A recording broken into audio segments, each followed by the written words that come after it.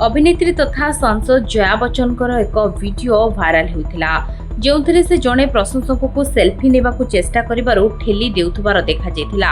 ए घटना को नहीं अभिनेत्री तथा सांसद कंगना राणावत तीव्र प्रतिक्रिया प्रकाश करिसेंती। कंगना राणावत जया बच्चन को जड़े बिगिड़ी जाइथिबा एवं सुविधावादी महिला बोली कहिसेंती।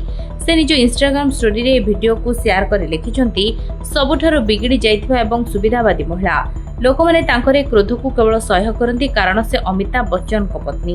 यह प्रथम थर नुहे जे कंगना जया बच्चन को समालोचना करिसेंती।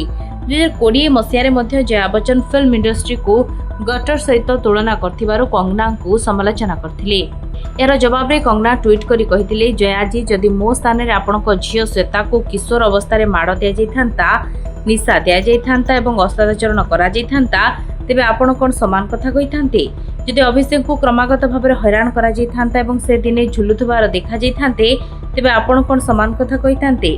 आम प्रति मध्य करुणा देखांतु।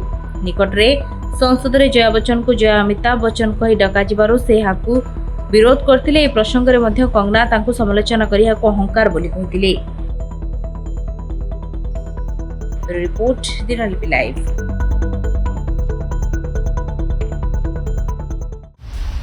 दिनलिपि लाइव को एबे ही लाइक शेयर सब्सक्राइब करंतु।